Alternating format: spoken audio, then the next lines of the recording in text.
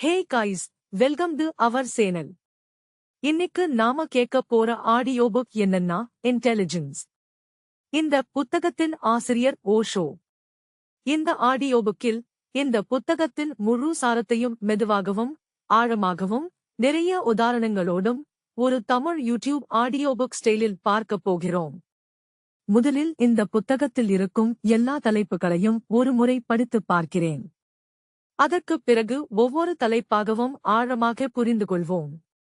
இந்த ஆடியோ புக்கில் நாம் பார்க்க போகும் தலைப்புகள். முதல் தலைப்பு அறிமுகம், நுண்ணறிவு என்றால் என்ன? இரண்டாவது தலைப்பு நுண்ணறிவின் இயல்பு. மூன்றாவது தலைப்பு அறிவு மற்றும் நுண்ணறிவு. நான்காவது தலைப்பு நுண்ணறிவுக்கான தடைகள். ஐந்தாவது தலைப்பு நுண்ணறிவுடன் வாழ்வது. ஆறாவது தலைப்பு கேள்விகளும் பதில்களும். ஏழாவது தலைப்பு நுண்ணறிவை விழிப்பூட்டும் தியானங்கள். கடைசி தலைப்பு முடிவுரை, இந்த தருணத்திற்கு படைப்பாற்றலான பதில். இந்த எல்லா தலைப்புகளையும் அமைதியாகவும் ஆழமாகவும் எளிய உதாரணங்களோடும் புரிந்து கொள்வோம். இப்போது முதல் தலைப்பிலிருந்து ஆரம்பிக்கலாம். தலைப்பு 1, அறிமுகம். நுண்ணறிவு என்றால் என்ன? நுண்ணறிவு என்றால் என்ன? நாம் பள்ளியில் வாங்கிய மதிப்பெண்களா? பட்டப்படிப்பா? நிறைய புத்தகங்கள் படித்திருப்பதா? அல்லது நிறைய தகவல்களை ஞாபகத்தில் வைத்திருப்பதா? நம் சமூகத்தில் வளரும்போது நுண்ணறிவு என்றால் இதுதான் என்று ஒரு எண்ணம் உருவாகிவிட்டது. ஆனால் இந்த தலைப்பு நம்மை வேறு ஒரு கோணத்தில் சிந்திக்க வைக்கிறது. ஒரு சிறிய கற்பனை செய்து பாருங்கள். ஒரு மாணவன் பள்ளியில் எல்லா பாடங்களிலும் 100 மதிப்பெண் எடுக்கிறான். எல்லா சூத்திரங்களும் அவனுக்குத் தெரியும். எல்லா பதில்களும் மனப்பாடம். ஆனால் வீட்டில் ஒரு சிறிய பிரச்சனை வந்தாலே கோபப்படுகிறான். நண்பன் பேசாமல் இருந்தால் மனம் உடைந்து விடுகிறது. புதிய சூழ்நிலை வந்தால் என்ன செய்வது என்று தெரியாமல் குழம்புகிறான். இப்போது கேள்வி என்ன? அவன் உண்மையிலேயே நுண்ணறிவுள்ளவனா? அல்லது வெறும் அறிவை மட்டும் சேகரித்திருக்கிறானா? அதே நேரத்தில் இன்னொருவர் இருக்கிறார். சராசரி மதிப்பெண்கள்தான் வாங்கியிருக்கிறார். நிறைய புத்தகங்கள் படிக்கவில்லை. ஆனால் யாரிடம் எப்படி பேச வேண்டும், எப்போது அமைதியாக இருக்க வேண்டும், பிரச்சனைகளை எப்படி கையாள வேண்டும், வாழ்க்கையில் எப்படி அமைதியாக இருக்க வேண்டும் என்பதையெல்லாம் இயல்பாகவே புரிந்து கொண்டு வாழ்கிறார். அவருடைய முடிவுகளை பார்த்தால் ஒரு முதிர்ச்சி தெரிகிறது. இதுவும் நுண்ணறிவின் ஒரு முகம். இந்த தலைப்பு சொல்ல வருவது என்னவென்றால், நுண்ணறிவு என்பது முன்கூட்டியே தயார் செய்யப்பட்ட பதில் அல்ல. அது ஒரு உயிருள்ள தன்மை. ஒவ்வொரு நிமிடமும் நாம் எப்படி கவனிக்கிறோம், எப்படி புரிந்து கொள்கிறோம், எப்படி பதிலளிக்கிறோம் என்பதோடு சம்பந்தப்பட்ட ஒன்று. நம் அன்றாட வாழ்க்கையிலேயே இதை பார்க்கலாம். ஒரு போக்குவரத்து சிக்னலில் 2 பேர் நிற்கிறார்கள். ஒருவர் தொடர்ந்து ஹார்ன் அடிக்கிறார். கோபப்படுகிறார். எல்லோரையும் குறை கூறுகிறார். இன்னொருவர் அதே சிக்னலில் அமைதியாக காத்திருக்கிறார். சூழ்நிலையை ஏற்றுக்கொள்கிறார். பச்சை விளக்கு எரிந்ததும் அமைதியாக செல்கிறார். இருவருக்கும் சூழ்நிலை ஒன்றுதான். ஆனால் பதில் வேறுபடுகிறது. பல நேரங்களில் நுண்ணறிவு இந்த பதிலளிக்கும் முறையில்தான் தெரிகிறது. இன்னொரு உதாரணம். வீட்டில் ஒரு குழந்தை தவறுதலாக கண்ணாடி டம்ளரை கீழே போட்டு உடைத்து விடுகிறது. ஒரு பெற்றோர் உடனே திட்ட ஆரம்பிக்கிறார். உன்னால்தான் எப்போதும் இப்படித்தான். மற்றொரு பெற்றோர் முதலில் குழந்தைக்கு காயம் பட்டிருக்கிறதா என்று பார்க்கிறார். பிறகுதான் கண்ணாடியை பற்றி நினைக்கிறார். இரண்டுக்கும் உள்ள வித்தியாசம் என்ன? முதல் பதில் உணர்ச்சியிலிருந்து வந்தது. இரண்டாவது பதில் விழிப்புணர்விலிருந்து வந்தது. நுண்ணறிவுக்கும் விழிப்புணர்வுக்கும் மிக நெருங்கிய தொடர்பு இருக்கிறது என்பதை இந்த தலைப்பு மெதுவாக நமக்கு புரிய வைக்கிறது. நாம் எல்லாரும் வாழ்க்கையில் மிகவும் பிஸியாக இருக்கிறோம். காலை எழுந்தவுடன் அலுவலகம், கல்லூரி, தொழில், தொலைபேசி, சமூக வலைத்தளங்கள், தொலைக்காட்சி, பொறுப்புகள் என்று ஓடிக்கொண்டே இருக்கிறோம். இந்த அவசரத்தில் நம் மனம் எப்படி இயங்குகிறது என்பதை கவனிக்கவே நேரம் எடுத்துக்கொள்வதில்லை. யாராவது நம்மை விமர்சித்தால் உடனே எதிர்வினை கொடுக்கிறோம். யாராவது பாராட்டினால் மிகுந்த மகிழ்ச்சி அடைகிறோம். நாம் நம் உணர்ச்சிகளை கட்டுப்படுத்துவதற்கு பதிலாக உணர்ச்சிகள்தான் நம்மை கட்டுப்படுத்துகின்றன. அப்படி என்றால் நுண்ணறிவு என்றால் உணர்ச்சிகள் இல்லாத நிலை என்று அர்த்தமில்லை. உணர்ச்சிகள் இருக்கும். ஆனால் அவற்றை பார்க்கும் தெளிவு வேண்டும். இப்போது எனக்கு ஏன் கோபம் வருகிறது? இப்போது எனக்கு ஏன் பயம் வருகிறது? இப்படிப்பட்ட கேள்விகளை நமக்குள் கேட்க ஆரம்பித்தால் அங்கிருந்தே நுண்ணறிவு வளர ஆரம்பிக்கிறது. ஒரு கண்ணாடியை நினைத்துப் பாருங்கள். அதன் முன் யார் நின்றாலும் அது தீர்ப்பு சொல்லாது. பணக்காரராக இருந்தாலும் பிரதிபலிக்கும். ஏழையாக இருந்தாலும் பிரதிபலிக்கும். சிரித்தால் சிரிப்பைக் காட்டும். அழுதால் அதையும் காட்டும். அதற்கு எந்த விருப்பமும் இல்லை. அது இருப்பதை அப்படியே காட்டுகிறது. நுண்ணறிவும் அப்படித்தான். உண்மையே அது இருப்பது போலவே பார்க்க முயற்சிக்கும். நாம் விரும்புவது போலவும் இல்லை. நாம் பயப்படுவது போலவும் இல்லை. உண்மை எப்படி இருக்கிறதோ அப்படியே பார்க்கத் தொடங்குகிறது. இது எளிதான பயணம் அல்ல. ஆனால் மிகவும் அழகான பயணம். ஏனென்றால் இந்த பயணத்தில் நாம் மற்றவர்களை மாற்ற முயற்சிக்க மாட்டோம். முதலில் நம் மனம் எப்படி இயங்குகிறது என்பதை புரிந்து கொள்ள ஆரம்பிப்போம். அதற்குப் பிறகு வாழ்க்கையின் பல பிரச்சனைகளும் வேறு ஒரு கோணத்தில் தெரியும். இந்த தலைப்பின் சாரம் என்னவென்றால், நுண்ணறிவு என்பது வெளியிலிருந்து வாங்கக்கூடிய ஒரு சான்றிதழ் அல்ல.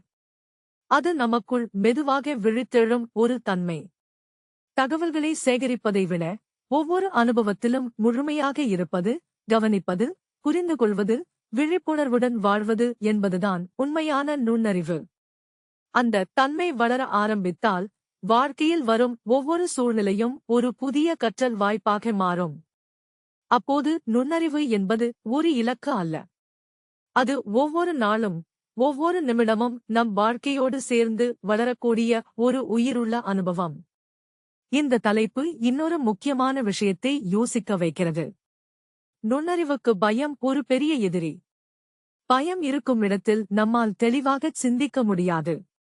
ஒரு கற்பனை செய்து பாருங்கள். நீங்கள் ஒரு நேர்முகத் தேர்வுக்கு போயிருக்கிறீர்கள். தோல்வி அடைந்து விடுவேனோ என்ற பயம் மட்டுமே மனதை முழுவதும் ஆக்கிரமித்திருந்தால் மிகவும் எளிய கேள்விக்கு கூட பதில் மறந்து போய்விடும். ஆனால் அமைதியாக இருந்தால் ஏற்கனவே தெரிந்த விஷயங்களே இயல்பாக வெளிவரும். அதனால் நுண்ணறிவு வளர வேண்டுமென்றால் மனம் கொஞ்சம் தளர்வாக இருக்க வேண்டும். மன அழுத்தமே இருக்கக்கூடாது என்று அர்த்தமில்லை. ஆனால் அந்த மன அழுத்தம் நம்மை முழுமையாக கட்டுப்படுத்தக்கூடாது. இன்னொரு சுவாரஸ்யமான உதாரணத்தை பார்ப்போம். சிறு குழந்தைகள் எப்படி இருப்பார்கள்? ஒரு வண்ணத்துப் பூச்சியை பார்த்தால் அதைத் தொடர்ந்து ஓடுவார்கள். மழை பெய்தால் மகிழ்ச்சியாக இருப்பார்கள். ஒரு சிறிய கல்லை கூட ஆர்வத்தோடு எடுத்துப் பார்ப்பார்கள். அவர்களுக்கு எல்லாமே புதிது. இந்த ஆர்வம்தான் நுண்ணறிவின் இயல்பான குணம். ஆனால் நாம் வளர வளர என்ன ஆகிறது? இதெல்லாம் எனக்கு ஏற்கனவே தெரியும். நான் எல்லாம் பார்த்துவிட்டேன். இது எனக்கு புதுசு இல்லை என்ற மனநிலை வந்துவிட்டால் கற்றுக்கொள்ளும் வேகம் குறைந்து விடுகிறது. நுண்ணறிவுக்கு எதிரி அறியாமை மட்டுமல்ல, எனக்கு எல்லாம் தெரியும் என்று நினைப்பதும் ஒரு பெரிய தடையாகும். ஆர்வம் இருந்தால்தான் நுண்ணறிவு எப்போதும் புத்துணர்ச்சியுடன் இருக்கும். நீங்கள் ஒரு சூரிய அஸ்தமனத்தை பார்க்கிறீர்கள் என்று கற்பனை செய்யுங்கள். ஒரு நாள் அதை புகைப்படம் எடுக்கிறீர்கள். இன்னொரு நாள் கைபேசியை ஓரமாக வைத்துவிட்டு அமைதியாக ரசிக்கிறீர்கள். மேகங்களின் நிறம் மாறுகிறது. வெளிச்சம் மெதுவாக மாறுகிறது. பறவைகளின் சத்தம் கேட்கிறது. காற்று முகத்தை வருடுகிறது. அந்த தருணத்தை முழுமையாக அனுபவிக்கும்போது ஒரு அழகான அமைதி தோன்றுகிறது. இந்த விழிப்புணர்வும் நுண்ணறிவின் ஒரு பகுதிதான். ஏனென்றால் நுண்ணறிவு ஒருபோதும் சத்தத்தை உருவாக்காது. அது தெளிவை உருவாக்கும்.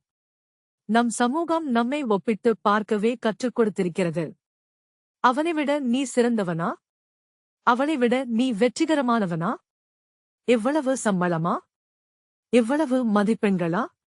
இந்த ஒப்பீட்டிலேயே நம் வாழ்க்கை முழுவதும் கழிந்து விடுகிறது. ஒப்பீடு இருக்கும் இடத்தில் பாதுகாப்பின்மை உருவாகும். பாதுகாப்பின்மை இருக்கும் இடத்தில் பயம் உருவாகும். பயம் வந்துவிட்டால் நுண்ணறிவு பலவீனமாகிவிடும். அதற்குப் பதிலாக நம் பயணத்தை நாமே பார்க்க ஆரம்பித்தால் என்ன நடக்கும்? நேற்று இருந்த நம்மை விட இன்று கொஞ்சம் நன்றாக புரிந்து கொண்டோமா? கொஞ்சம் பொறுமையாக மாறியிருக்கிறோமா? கொஞ்சம் விழிப்புணர்வு அதிகரித்திருக்கிறதா? இப்படிப்பட்ட கேள்விகள்தான் நம் வளர்ச்சிக்கு உதவும். நுண்ணறிவின் இயல்பு போட்டி அல்ல, அது ஒரு கண்டுபிடிப்பு. அது முடிவில்லாத ஒரு தேடல். ஒவ்வொரு நாளும் நம் மனதை நாம் கவனிப்பது. ஒவ்வொரு உறவிலும் நம் எதிர்வினைகளை புரிந்து கொள்வது. ஒவ்வொரு சவாலிலும் ஒரு புதிய பார்வையை கண்டுபிடிப்பது. அதனால் இந்த தலைப்பின் முக்கியமான சாரம் என்னவென்றால், நுண்ணறிவு என்பது ஒரு உயிரற்ற கருத்து அல்ல, அது இயங்கிக் கொண்டே இருக்கும். அது நெகிழ்வானது. அது ஆர்வமிக்கது. அது பயத்திற்கு பதிலாக தெளிவில் இருக்கும். அது அகங்காரத்திற்கு பதிலாக புரிதலில் இருக்கும். அது முன்கூட்டியே தயார் செய்யப்பட்ட பதில்களை விட ஒவ்வொரு தருணத்தையும் புதிதாக பார்க்கும் திறன். இந்த குணத்தை நாம் கொஞ்சம் கொஞ்சமாக வளர்த்துக் கொண்டால், வாழ்க்கையில் நடக்கும் ஒவ்வொரு அனுபவமும் நமக்கு ஒரு ஆசிரியராக மாறும். அப்போது நுண்ணறிவு என்பது படித்து முடித்துவிடும் ஒரு பாடமாக இல்லாமல், வாழ்நாள் முழுவதும் நம்மோடு பயணிக்கும் ஒரு உயிருள்ள செயல்முறையாக மாறிவிடும். தலைப்பு 3: அறிவு மற்றும் நுண்ணறிவு. இதுவரை நுண்ணறிவு என்றால் என்ன, அது எப்படி ஒரு உயிருள்ள தன்மை என்பதை பார்த்தோம். இப்போது இந்த தலைப்பு மிகவும் சுவாரஸ்யமான ஒரு ஒப்பீட்டை நம்முன் வைக்கிறது. அது என்னவென்றால், அறிவும் நாலெட்ஜ், நுண்ணறிவும் இன்டெலிஜென்ஸ் ஒன்றா? அல்லது இரண்டும் வேறுபட்டவையா? அன்றாட வாழ்க்கையில் இந்த இரண்டு வார்த்தைகளையும் நாம் பெரும்பாலும் ஒரே அர்த்தத்தில் பயன்படுத்துகிறோம். ஆனால் கொஞ்சம் ஆழமாக யோசித்துப் பார்த்தால் இரண்டுக்கும் இடையில் மிகப்பெரிய வித்தியாசம் இருக்கிறது. கொஞ்சம் பள்ளி நாட்களை நினைத்துப் பாருங்கள். தேர்வுக்கு 2 நாட்கள் முன்பு இரவு முழுவதும் படித்து எல்லா பதில்களையும் மனப்பாடம் செய்திருப்போம். தேர்வு முடிந்து 1 மாதம் கழித்து அதே கேள்வியை கேட்டால் பலருக்கும் பதில் ஞாபகம் இருக்காது. அப்படியென்றால் நாம் படித்தது என்ன? அது அறிவு. அதாவது சேகரிக்கப்பட்ட தகவல். ஆனால் ஒரு கற்பனை செய்து பாருங்கள். நீங்கள் சைக்கிள் ஓட்ட கற்றுக்கொண்டீர்கள். ஒரு முறை நன்றாக கற்றுக்கொண்ட பிறகு 10 வருடங்கள் சைக்கிள் ஓட்டாமல் இருந்தாலும் மீண்டும் சைக்கிளில் ஏறினால் சிறிது பயிற்சிக்கு பிறகு ஓட்டிவிடுவீர்கள். ஏன்? ஏனென்றால் அது அனுபவத்தின் மூலம் வந்த புரிதல். மனதில் ஆழமாக பதிந்த ஒரு திறன். நுண்ணறிவும் அப்படித்தான். அது புத்தகத்தில் படித்து மனப்பாடம் செய்வது அல்ல, வாழ்க்கையை கவனித்து பெறப்படும் புரிதல். அறிவு என்பது ஒரு நூலகம் போன்றது. அதில் நிறைய புத்தகங்கள் இருக்கும். நிறைய தகவல்கள் இருக்கும். நிறைய விவரங்கள் இருக்கும். ஆனால் அந்த நூலகத்தால் தனியாக சிந்திக்க முடியுமா? முடியாது. அது தகவல்களை மட்டும் சேமித்து வைக்கும். நுண்ணறிவு என்பது ஒரு உயிருள்ள மனிதனைப் போன்றது. எந்த தகவலை எப்போது பயன்படுத்த வேண்டும், எப்படி பயன்படுத்த வேண்டும் என்பதை அது தீர்மானிக்கும். இதை புரிந்து கொள்ள ஒரு சமையலறை உதாரணத்தை பார்ப்போம். ஒருவருக்கு 1000 சமையல் குறிப்புகள் தெரியும். எல்லா சமையல் வீடியோக்களையும் பார்த்திருப்பார். எல்லா பொருட்களின் பெயர்களும் தெரியும். ஆனால் அடுப்பை எப்படி பயன்படுத்துவது தெரியாது. மற்றொருவருக்கு அதிகமான சமையல் குறிப்புகள் தெரியாது. ஆனால் வீட்டில் இருக்கும் பொருட்களை வைத்தே மிகவும் சுவையாக சமைத்து விடுவார். இப்போது நடைமுறையில் யார் சிறந்தவர்? முதல் நபரிடம் அறிவு அதிகம். இரண்டாவது நபரிடம் புரிதல் இருக்கிறது. அலுவலகத்திலும் இதேதான். ஒரு ஊழியருக்கு எல்லா மென்பொருள் குறுக்குவழிகளும் தெரியும். எல்லா விதிமுறைகளும் தெரியும். ஆனால் குழுவில் ஒரு பிரச்சனை வந்தவுடன் பதற்றப்படுகிறார். மற்றொரு ஊழியருக்கு அவ்வளவு தெரியாது. ஆனால் அமைதியாக ஆய்வு செய்து தீர்வை கண்டுபிடிக்கிறார். அப்போது நுண்ணறிவு என்பது தகவல்களை விட தெளிவாக செயல்படுகிறது. நம் வாழ்க்கையிலும் இதை அனுபவித்திருப்போம்.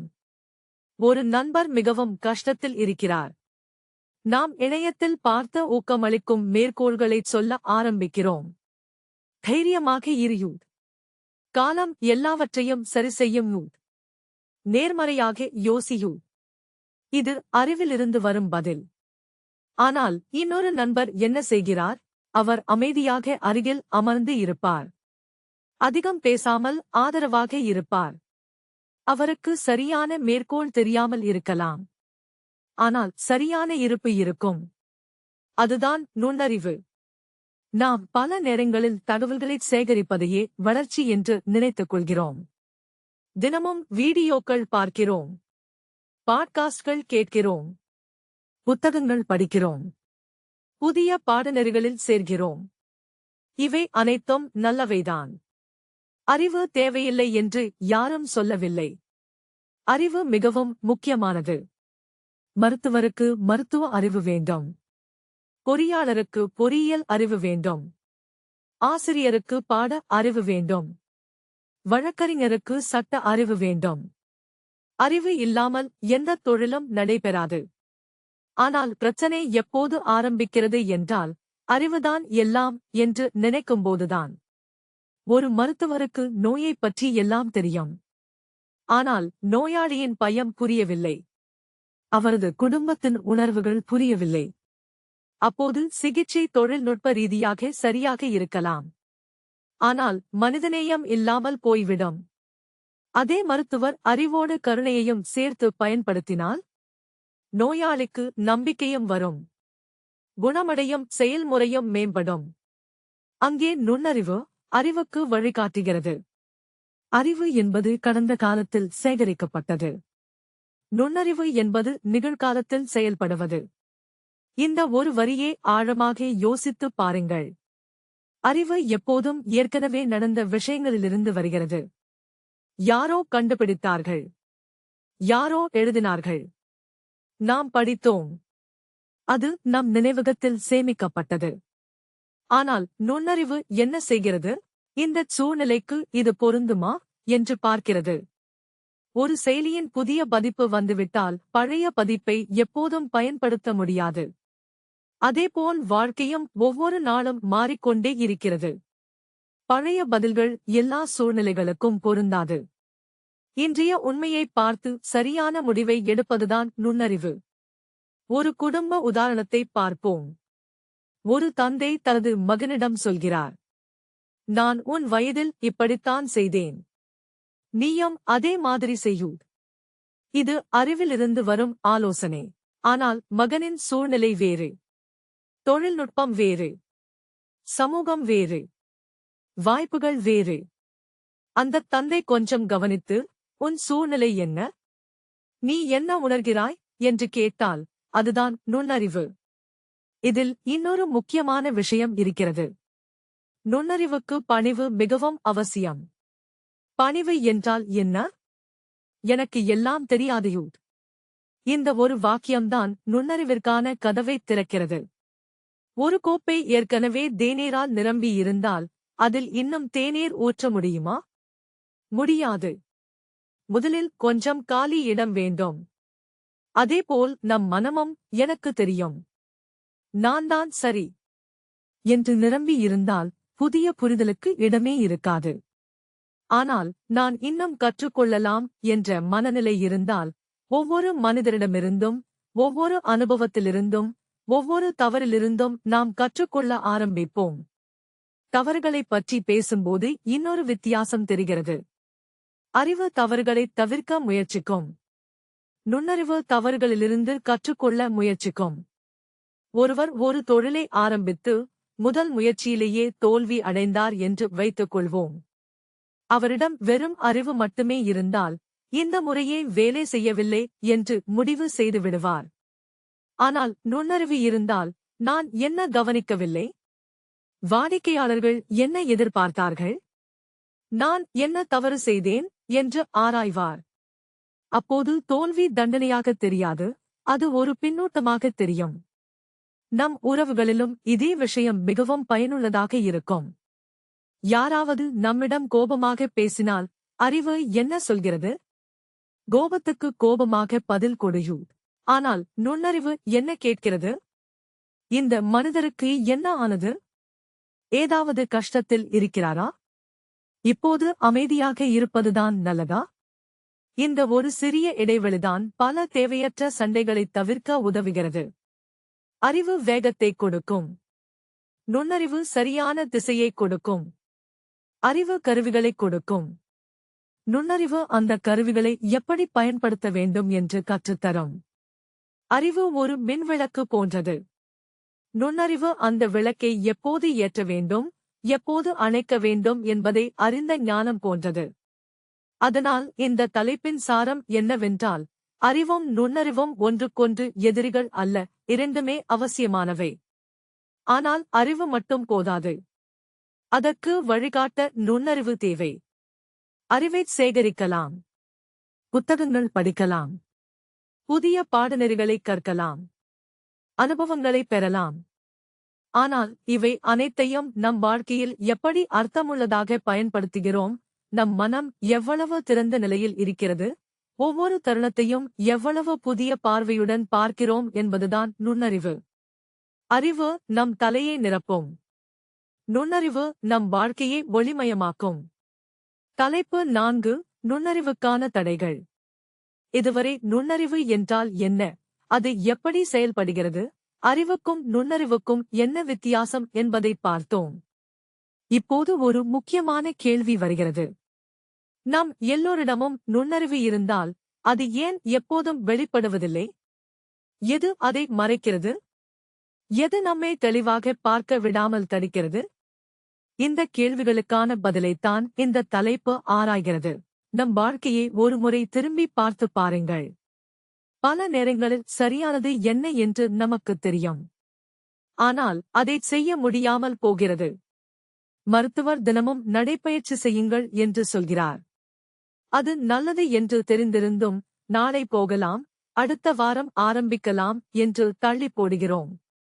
ஆரோக்கியமான உணவு சாப்பிட வேண்டும் என்று தெரியும். ஆனால் ஜங்க் ஃபுட் பார்த்தவுடன் கட்டுப்படுத்த முடியவில்லை. அப்படி என்றால் பிரச்சனை அறிவில் இல்லை. வேறு ஏதோ ஒன்று நம்மை தடுக்கிறது. அதைத்தான் தடை என்று சொல்லலாம். முதல் தடை பயம். பயம் இருக்கும் இடத்தில் தெளிவு இருக்க மிகவும் கடினம். ஒரு கற்பனை செய்து பாருங்கள். அலுவலகத்தில் உங்கள் மேலாளர் கொஞ்சம் பேச வேண்டும் என்று அழைக்கிறார். உடனே மனம் என்ன செய்கிறது? நான் ஏதாவது தவறு செய்துவிட்டேனா? வேலை போய்விடுமோ? என்ன பிரச்சனை என்று 1000 எண்ணங்களை உருவாக்கிவிடுகிறது. உண்மையில் என்ன நடந்தது என்பது தெரியாமலேயே பயம் ஒரு கதையை உருவாக்கிவிடுகிறது. கூட்டத்திற்குச் சென்ற பிறகு அவர் பதவி உயர்வு பற்றி பேச வந்திருக்கலாம். அல்லது புதிய திட்டத்தை ஒப்படைக்க வந்திருக்கலாம். ஆனால் பயம் இருந்ததால் நம் மனம் உண்மையை பார்க்கவே இல்லை.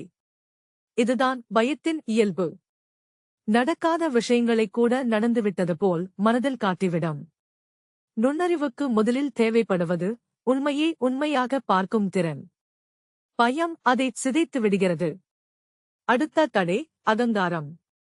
அகங்காரம் என்றால் சத்தமாக பேசுவதோ தற்பெருமையாக இருப்பதோ மட்டும் அல்ல. நான் தான் சரியூ, எனக்குத்தான் எல்லாம் தெரியும் ஹூ, என் ஆலோசனையே சிறந்தது யூ. இந்த எண்ணங்கள் அனைத்தும் அகங்காரத்தின் வெவ்வேறு வடிவங்கள். ஒரு எளிய குடும்ப உதாரணத்தை பார்ப்போம். தந்தை ஒரு முடிவு எடுத்திருக்கிறார். மகன் ஒரு புதிய யோசனையைச் சொல்கிறான். அது நல்ல யோசனையாக கூட இருக்கலாம். ஆனால் நீ சின்ன பையன், உனக்கு என்ன தெரியும் என்று சொல்லி அதை நிராகரித்து விடுகிறார். அங்கேயே நுண்ணறிவு நின்று விடுகிறது. ஏனென்றால் அகங்காரம் கேட்கும் மனதை மூடிவிட்டது. வாழ்க்கையில் பல நேரங்களில் நம்மைவிட வயதில் சிறியவர்கள் கூட நமக்கு பெரிய பாடங்களை கற்றுத்தரலாம். சில நேரங்களில் ஒரு ஊழியரின் யோசனை மேலாளரின் யோசனையை விட சிறந்ததாக இருக்கலாம். சில நேரங்களில் நம் குழந்தையே நம் தவறைக் காட்டிக் கொடுக்கலாம். ஆனால் அகங்காரம் இருந்தால் இதை ஏற்றுக்கொள்ள முடியாது. அடுத்த தடை ஒப்பீடு. இது மிகவும் பொதுவான ஒன்று. திறக்கிறோம். ஒரு நண்பர் வெளிநாட்டுப் பயணம். மற்றொருவர் புதிய கார் வாங்கியிருக்கிறார். இன்னொருவருக்கு பதவி உயர்வு. உடனே நம் வாழ்க்கையே சாதாரணமாக தோன்ற ஆரம்பிக்கிறது. ஆனால் அவர்களுடைய வாழ்க்கையில் இருக்கும் போராட்டங்கள் நமக்குத் தெரியாது. ஒப்பீடு என்ன செய்கிறது? நம் கவனத்தை நம்மிடமிருந்து வெளியே இழுத்துச் செல்கிறது. நம் பயணத்தை மறந்து மற்றவர்களின் பயணத்தோடு ஒப்பிட ஆரம்பிக்கிறோம். ஒரு மாரத்தான் போட்டியில் நீங்கள் ஓடுகிறீர்கள் என்று நினைத்துப் பாருங்கள். இலக்கை கவனிக்காமல் பக்கத்தில் ஓடுபவரின் காலணியையே பார்த்துக் கொண்டு ஓடினால் என்ன ஆகும்? வேகம் குறையும். சமநிலை குலையும். அதேபோல் ஒப்பீடு நம் வளர்ச்சியை மெதுவாக்கிவிடும். நுண்ணறிவு ஒப்பிடாது, கவனிக்கும். அடுத்த தடை பழக்கங்கள். பழக்கம் நல்லதாகவும் இருக்கலாம், கெட்டதாகவும் இருக்கலாம். ஆனால் விழிப்புணர்வு இல்லாத பழக்கங்கள் மிகவும் ஆபத்தானவை. காலை எழுந்தவுடன் முதலில் கைபேசியை பார்க்கிறோம். படுக்கையிலேயே சமூக வலைத்தளங்களை திறக்கிறோம். கொஞ்சம் அறிவிப்புகள், கொஞ்சம் ரீல்ஸ், கொஞ்சம் வீடியோக்கள். 5 நிமிடம் என்று ஆரம்பித்தது அரை மணி நேரமாகிவிடுகிறது. அப்போது நம் மனம் ஏற்கனவே சத்தத்தால் நிரம்பிவிடுகிறது. அமைதிக்கு இடமே இருக்காது. அமைதி இல்லை என்றால் கவனிப்பு எப்படி வரும்? நம் வாழ்க்கை முழுவதும் தானியங்கி முறையில் ஓட ஆரம்பிக்கிறது. பல் துலக்குவது தானாக, காபி குடிப்பது தானாக, அலுவலகம் தானாக, கோபம் தானாக, மகிழ்ச்சி தானாக, எதிர்வினைகளும் தானாக. ஆனால் நுண்ணறிவு தானாக எதிர்வினையாற்றாது. சிறிது நேரம் நின்று யோசிக்கும். அந்த ஒரு சிறிய இடைவெளிதான் வாழ்க்கையை மாற்ற ஆரம்பிக்கும். அடுத்த தடை முன்கூட்டிய ஊகங்கள். யாராவது நம் செய்திக்கு பதில் அனுப்பவில்லை என்றாலே என்ன நினைக்கிறோம்? என்மேல் கோபமாக இருக்கிறார்களா? என்னை புறக்கணிக்கிறார்களா? நட்பு முடிந்துவிட்டதா? ஆனால் உண்மை என்ன? அவர்கள் வேலைப்பளுவில் இருக்கலாம், கைபேசி அமைதி நிலையில் இருக்கலாம், பயணத்தில் இருக்கலாம். ஆனால் நம் ஊகம் ஏற்கனவே ஒரு தீர்ப்பை உருவாக்கிவிடுகிறது. நுண்ணறிவு ஊகிக்காது, உறுதிப்படுத்தும். அலுவலகத்திலும் இதே நடக்கிறது. மேலாளர் சிரிக்கவில்லை என்றால் அவர் கோபமாக இருக்கிறார் என்று முடிவு செய்துவிடுகிறோம். ஆனால் அவருக்கு தலைவலி இருந்திருக்கலாம். நம் மனம் மிக வேகமாக முடிவுகளுக்கு செல்கிறது. நுண்ணறிவு கொஞ்சம் காத்திருக்கும். அடுத்த தடை பற்றுதல். பற்றுதல் என்றால் அன்பு கூடாது என்று அர்த்தமில்லை. ஆனால் எல்லாமே நான் நினைப்பது போலவே இருக்க வேண்டும் என்று பிடிவாதப்படும்போதுதான் பிரச்சனை ஆரம்பமாகிறது. குழந்தைகள் எப்போதும் நாம் சொல்வது போலவே இருக்க வேண்டும். வாழ்க்கைத் துணை எப்போதும் நாம் எதிர்பார்ப்பது போலவே பேச வேண்டும். நண்பர்கள் எப்போதும் நமக்கே முன்னுரிமை கொடுக்க வேண்டும். இந்த எதிர்பார்ப்புகள் நிறைவேறவில்லை என்றால் ஏமாற்றம் வருகிறது. எதிர்பார்ப்பு அதிகமாக இருக்கும் இடத்தில் கவனிப்பு குறைந்து விடுகிறது. அப்போது மனிதரை பார்ப்பதை விட நம் எதிர்பார்ப்புகளையே பார்க்க ஆரம்பித்து விடுகிறோம். அடுத்த தடை கடந்த காலம். ஒரு முறை யோசித்துப் பாருங்கள். பள்ளியில் ஒரு ஆசிரியர் உங்களை திட்டியிருக்கலாம். என்றும் யாராவது சத்தமாக பேசினால் உடனே சங்கடமாக உணர்கிறீர்கள். கடந்த கால அனுபவம் நிகழ்கால எதிர்வினையை நிர்ணயிக்கிறது. அதேபோல் ஒரு உறவில் காயப்பட்டிருந்தால் புதிய உறவிலும் நம்பிக்கை வைக்க பயம் வரலாம். கடந்த காலத்தை மறந்துவிட வேண்டும் என்று இல்லை. ஆனால் அது நிகழ்காலத்தை ஆளக்கூடாது. நுண்ணறிவு எப்போதும் நிகழ்காலத்தை பார்க்கும். அடுத்த தடை தொடர்ச்சியான கவனச்சிதறல். இன்றைய உலகில் நம் கவனம் மிகவும் மதிப்புமிக்க ஒன்று. ஒரு வேலையைச் செய்கிறோம். அப்போது கைபேசி ஒலிக்கிறது. அதை எடுத்துப் பார்க்கிறோம். பிறகு ஒரு செய்தி. அதற்குப் பிறகு ஒரு வீடியோ. பிறகு செய்திகள். பிறகு மின்னஞ்சல். இப்படி நம் மனம் ஒரே விஷயத்தில் முழுமையாக இருப்பதற்கே வாய்ப்பு கிடைப்பதில்லை. ஒரு அமைதியான ஏரியில் கல்லை எறிந்தால் அதன் மேற்பரப்பு அலைகளால் சிதறிவிடும். அதேபோல் தொடர்ச்சியான கவனச்சிதறல்களால் மனமும் தெளிவாக எதையும் பிரதிபலிக்க முடியாது. அமைதியும் கவனமும் நுண்ணறிவிற்கு மிகவும் அவசியமானவை. இந்த தடைகள் அனைத்தையும் கெட்டவை என்று பார்க்க வேண்டியதில்லை. பயம் வந்தால் அதை கவனியுங்கள். அகங்காரம் வந்தால் அதையும் கவனியுங்கள். ஒப்பீடு வந்தால் இப்போது நான் ஒப்பிடுகிறேன் என்று வெறுமனே உணருங்கள். இது போராட வேண்டிய செயல்முறை அல்ல. இது விழிப்புணர்வின் செயல்முறை. ஒரு அறை இருட்டாக இருந்தால் இருளோடு சண்டையிட மாட்டோம். விளக்கை ஏற்றுவோம். அதேபோல் நுண்ணறிவு வளர வேண்டுமென்றால் தடைகளோடு போராட வேண்டிய அவசியமில்லை. அவற்றைத் தெளிவாக பார்க்க ஆரம்பித்தாலே போதும். அந்த விழிப்புணர்வே அவற்றின் வலிமையை கொஞ்சம் கொஞ்சமாக குறைத்துவிடும். இந்த தலைப்பின் சாரம் என்னவென்றால், நுண்ணறிவு என்பது வெளியிலிருந்து வந்து நமக்குள் நுழையும் ஒரு குணம் அல்ல. அது ஏற்கனவே நமக்குள் இருக்கும் இயல்பான திறன். ஆனால் பயம், அகங்காரம், ஒப்பீடு, ஊகங்கள், விழிப்புணர்வு இல்லாத பழக்கங்கள், பற்றுதல், கடந்த கால அனுபவங்கள், தொடர்ச்சியான கவனச்சிதறல்கள் போன்ற பல தடைகள் அதை மறைத்துவிடுகின்றன. இந்த தடைகளை எந்த தீர்ப்பும் இல்லாமல் கவனிக்க ஆரம்பித்தால் மனம் கொஞ்சம் கொஞ்சமாக தெளிவடையும். மனம் தெளிவடையும் போது நுண்ணறிவு இயல்பாகவே வெளிப்பட ஆரம்பிக்கும். அது வலுக்கட்டாயமாக உருவாக்க வேண்டிய ஒன்று அல்ல. தடைகள் விலகும்போது தானாக மலரும் ஒரு இயற்கையான குணம். தலைப்பு 5: நுண்ணறிவுடன் வாழ்வது. இதுவரை நுண்ணறிவு என்றால் என்ன, அது எப்படி செயல்படுகிறது, அறிவுக்கும் நுண்ணறிவுக்கும் உள்ள வித்தியாசம் என்ன, அதை மறைக்கும் தடைகள் என்ன என்பதையெல்லாம் பார்த்தோம். இப்போது மிகவும் நடைமுறைக்கு ஏற்ற ஒரு கேள்வி வருகிறது. சரி, இதெல்லாம் புரிந்துவிட்டது. ஆனால் இதை அன்றாட வாழ்க்கையில் எப்படி பயன்படுத்துவது? அதற்கான பதிலைத்தான் இந்த தலைப்பு நமக்கு கொடுக்கிறது. நுண்ணறிவுடன் வாழ்வது என்றால் ஏதாவது ஒரு விசேஷமான வாழ்க்கை முறையை பின்பற்ற வேண்டும் என்பதல்ல. மலைமேல் சென்று தனியாக அமர்ந்து தியானம் செய்ய வேண்டும் என்பதுமல்ல. வேலையை விட்டுவிட்டு எல்லாவற்றையும் விட்டு ஒதுங்கி வாழ வேண்டும் என்பதுமல்ல. நாம் வாழ்ந்து கொண்டிருக்கும் அதே வாழ்க்கையில், அதே குடும்பத்தில், அதே அலுவலகத்தில், அதே பொறுப்புகளோடு இருந்தாலும் கொஞ்சம் அதிகமான விழிப்புணர்வுடன் வாழ்வதே நுண்ணறிவுடன் வாழ்வதாகும். கொஞ்சம் காலையிலிருந்து நம்முடைய ஒரு நாளை கற்பனை செய்து பார்ப்போம். அலாரம் அடிக்கிறது. நாம் எழுந்தவுடன் முதலில் என்ன செய்கிறோம்? பெரும்பாலானவர்கள் உடனே கைபேசியை எடுத்துக்கொள்கிறோம். அறிவிப்புகள், வாட்ஸ்ஆப், இன்ஸ்டாகிராம், செய்திகள், மின்னஞ்சல். 5 நிமிடம் என்று ஆரம்பித்தது 30 நிமிடங்களாகிவிடுகிறது.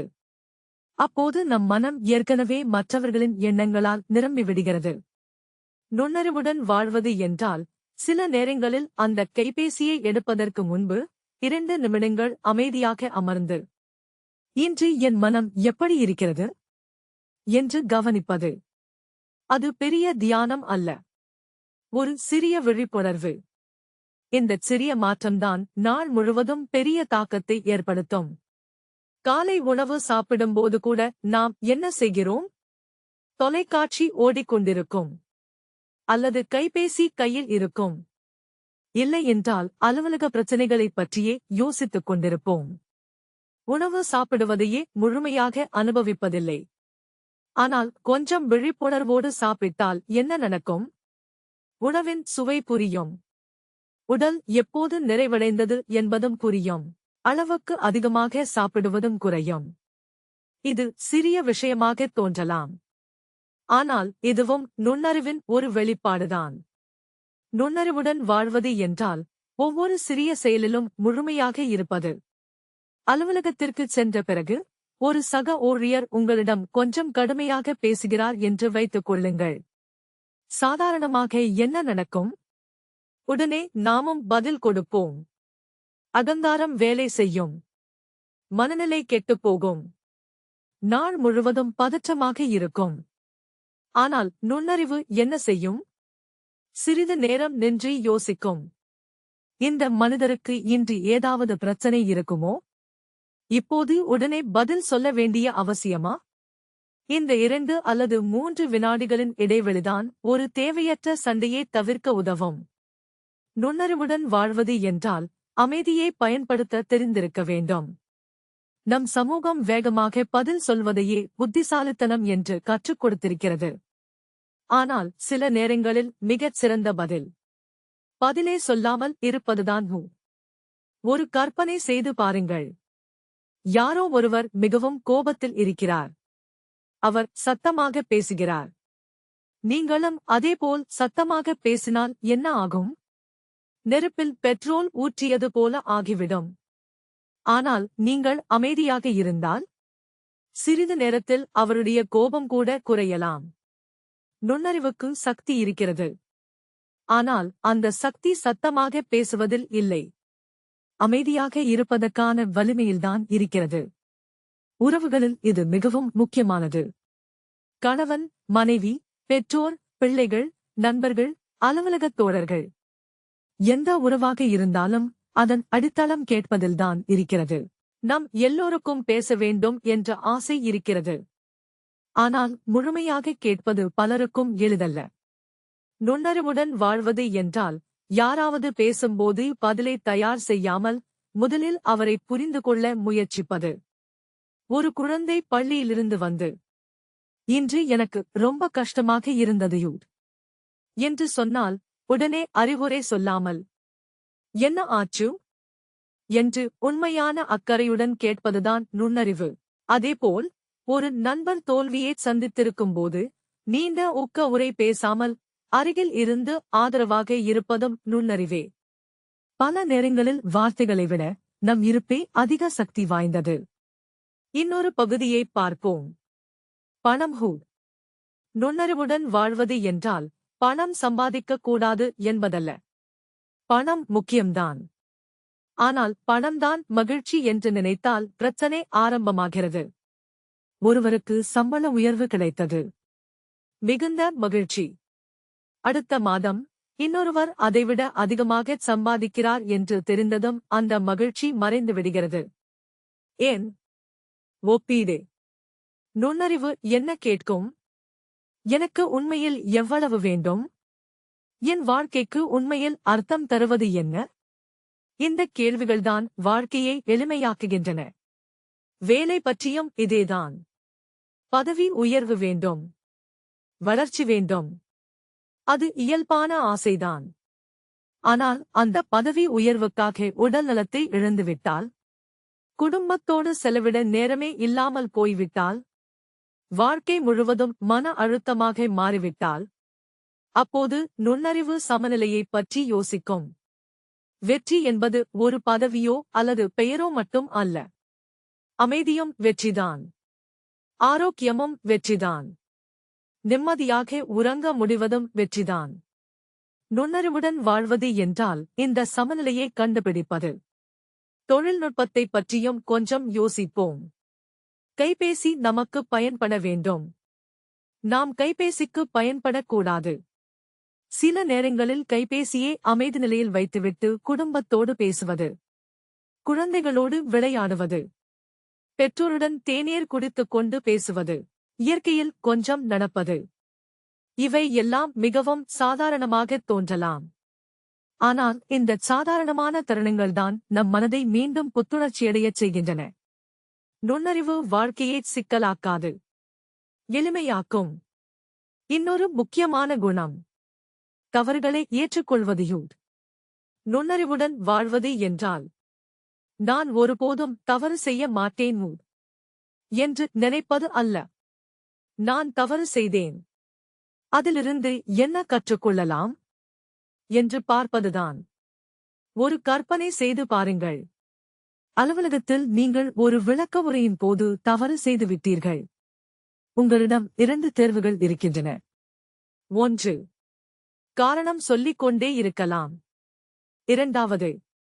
தவறை ஒப்புக்கொண்டு அடுத்த முறை அதை சரி செய்யலாம். 2வது தேர்வுதான் நுண்ணறிவு. ஏனென்றால் நுண்ணறிவு நம் பிம்பத்தை பாதுகாப்பதை விட நம் கற்றலை பாதுகாக்கிறது. ஒவ்வொரு இரவும் தூங்குவதற்கு முன் 5 நிமிடங்கள் எடுத்துக்கொள்ளுங்கள். உங்களையே கேட்டுக்கொள்ளுங்கள். இன்று நான் எப்போது தேவையில்லாமல் கோபப்பட்டேன்? எப்போது நான் நன்றாக கேட்டேன்? எப்போது பயம் என் முடிவுகளை எடுத்தது? எப்போது நான் விழிப்புணர்வுடன் இருந்தேன்? இப்படிப்பட்ட சுயகவனிப்பை எந்த தீர்ப்பும் இல்லாமல் செய்தால் நாளுக்கு நாள் நாம் கொஞ்சம் கொஞ்சமாக மாற ஆரம்பிப்போம். யாரும் முழுமையானவர்கள் அல்ல. நுண்ணறிவுடன் வாழ்வது என்றால் முழுமையான வாழ்க்கை வாழ்வது அல்ல, விழிப்புணர்வுடன் வாழ்வது. வாழ்க்கையில் கஷ்டங்கள் வரும், தோல்விகள் வரும், தவறான புரிதல்கள் வரும். உடல்நல பிரச்சனைகள் வரலாம். பொருளாதார சிக்கல்கள் வரலாம். ஆனால் நுண்ணறிவு இருந்தால் இந்த எல்லா சூழ்நிலைகளையும் நம்மை உடைத்து விடாமல் நம்மை வளர்க்கும் வாய்ப்பாக மாற்றிக்கொள்ள முடியும். மழை பெய்கிறது. 2 பேர் அதை வெவ்வேறு விதமாக அனுபவிக்கிறார்கள். ஒருவர், இன்றும் மழையா என்று குறை கூறுகிறார். மற்றொருவர் ஜன்னலை திறந்து மண்ணின் மணத்தை ரசிக்கிறார். சூழ்நிலை ஒன்றுதான், அனுபவம் வேறு. வித்தியாசம் எதில்? மனதில். அதனால் நுண்ணறிவுடன் வாழ்வது என்றால் உலகத்தை மாற்றுவது அல்ல, உலகத்தை பார்க்கும் நம் பார்வையை மாற்றுவது. இந்த தலைப்பின் சாரம் என்னவென்றால், நுண்ணறிவு வெறும் கோட்பாடாக இருந்தால் அது நம் வாழ்க்கையை மாற்றாது. அதை அன்றாட வாழ்வில் நடைமுறைப்படுத்தும்போதுதான் அதன் உண்மையான மதிப்பு தெரியும். விழிப்புணர்வுடன் எழுவது, முழு கவனத்துடன் உணவருந்துவது, பொறுமையுடன் கேட்பது, உடனடி எதிர்வினைக்கு பதிலாக சிந்தித்து பதிலளிப்பது, ஒப்பீட்டுக்கு பதிலாக நன்றியுணர்வோடு வாழ்வது, தவறுகளிலிருந்து கற்றுக்கொள்வது, உறவுகளை அன்புடன் பேணுவது, வேலை மற்றும் வாழ்க்கைக்கு இடையே சமநிலையை பேணுவது, ஒவ்வொரு நாளும் நம் மனதை கவனிப்பது. இந்த சிறிய பழக்கங்கள் அனைத்தும் சேர்ந்துதான் நுண்ணறிவுடன் வாழும் வாழ்க்கையை உருவாக்குகின்றன. அப்போது வாழ்க்கை முழுமையானதாக மாறிவிடும் என்பதல்ல, ஆனால் வாழ்க்கையை பார்க்கும் நம் பார்வை மாறிவிடும். அதே வாழ்க்கை மிகவும் அர்த்தமுள்ள, அமைதியான, நிறைவான அனுபவமாக மாறும். தலைப்பு 6, கேள்விகளும் பதில்களும். இந்த புத்தகத்தின் இந்த பகுதி மிகவும் சுவாரஸ்யமானது. ஏனென்றால் இது ஒரு கோட்பாட்டு பகுதி அல்ல. நம் ஒவ்வொருவரின் மனதிலும் எழும் கேள்விகளையே இது ஆராய்கிறது. வாழ்க்கையில் ஒரு கட்டத்திற்குப் பிறகு எல்லோருமே சில அடிப்படை கேள்விகளை கேட்க ஆரம்பிக்கிறோம். எனக்கு ஏன் இவ்வளவு மன அழுத்தம்? என்னிடம் எல்லாமே இருக்கிறது, ஆனாலும் ஏன் திருப்தி இல்லை? நான் சரியாக வாழ்கிறேனா? என்ன செய்தால் மனம் அமைதியாக இருக்கும்? இப்படிப்பட்ட கேள்விகள் நம் மனதில் தோன்றும்போது அவற்றை தவிர்க்காமல் நேராக பார்ப்பதுதான் நுண்ணறிவின் தொடக்கம். நம் சமூகத்தில் ஒரு பழக்கம் இருக்கிறது. கேள்வி கேட்பது பலவீனம் என்று நினைக்கிறார்கள். எல்லாவற்றிற்கும் உடனடியாக பதில் தெரிந்திருக்க வேண்டும் என்ற அழுத்தத்தை உருவாக்குகிறார்கள். ஆனால் உண்மையில் நேர்மையாக கேள்வி கேட்கும் மனம்தான் வளர ஆரம்பிக்கிறது. ஒரு சிறிய குழந்தையை நினைத்துப் பாருங்கள். ஒரு வண்ணத்துப் பூச்சியை பார்த்து, இதுக்கு ஏன் இவ்வளவு நிறங்கள் என்று கேட்கிறது. வானம் ஏன் நீலமாக இருக்கிறது? மழை எங்கிருந்து வருகிறது என்று கேட்கிறது. அதற்கு பதிலை விட ஆர்வம்தான் அதிகம். ஆனால் நாம் வளர வளர என்ன ஆகிறது? கேள்வி கேட்கவே பயப்படுகிறோம். இதை கேட்டால் என்ன நினைப்பார்கள் என்று யோசிக்க ஆரம்பிக்கிறோம். நுண்ணறிவுடன் வாழ்வது என்றால் சில நேரங்களில் பதிலை தேடுவதை விட கேள்வியையே ஆழமாக புரிந்து கொள்வது. ஒரு உதாரணம் பார்ப்போம். ஒருவர் கேட்கிறார், எனக்கு எப்போதும் கோபம் வருகிறது, அதை எப்படி நிறுத்துவது? சாதாரணமாக என்ன சொல்வார்கள்? கோபப்படாதே ஹூட், கட்டுப்படுத்து ஹூட், நேர்மறையாக யோசி ஹூட். ஆனால் இவை உண்மையான தீர்வுகள் அல்ல. உண்மையான கேள்வி என்ன? எனக்கு ஏன் கோபம் வருகிறது? கோபம் வருவதற்கு முன் என்ன நடக்கிறது? என்னுடைய எதிர்பார்ப்பு என்ன? இந்த கேள்விகளை நேர்மையாக கவனிக்க ஆரம்பித்தால் பதில் தானாகவே வெளிப்படும். நுண்ணறிவு உடனடியாக ஆயத்தமான அறிவுரைகளை வழங்காது. முதலில் பிரச்சனையை முழுமையாக புரிந்து கொள்ள முயற்சிக்கும். இன்னொரு பொதுவான கேள்வி, வெற்றி என்றால் என்ன? சமூகம் சொல்லும் பதில், பெரிய வீடு, அதிக சம்பளம், ஆடம்பரமான கார், உயர்ந்த பதவி. இவை வெற்றியின் ஒரு பகுதியாக இருக்கலாம். ஆனால் ஒரு கற்பனை செய்து பாருங்கள். ஒருவரிடம் எல்லா பொருளாதார வசதிகளும் இருக்கின்றன. ஆனால் இரவில் தூங்க தூக்க மாத்திரை தேவைப்படுகிறது. குடும்பத்தோடு பேச நேரமில்லை, நண்பர்கள் இல்லை, மன அமைதியும் இல்லை. அப்படியென்றால் அவர் உண்மையில் வெற்றி பெற்றவரா? இன்னொருவர் சாதாரண வாழ்க்கை வாழ்கிறார். ஆனால் நல்ல உடல்நலம் இருக்கிறது. குடும்பத்தோடு சிரித்து பேசுகிறார். நண்பர்கள் இருக்கிறார்கள். இரவில் நிம்மதியாக தூங்குகிறார். இப்போது உண்மையில் செல்வந்தர் யார்? இப்படிப்பட்ட கேள்விகளையே நுண்ணறிவு நம்முன் வைக்கிறது. இன்னொரு மிக முக்கியமான கேள்வி, மகிழ்ச்சி எங்கே இருக்கிறது?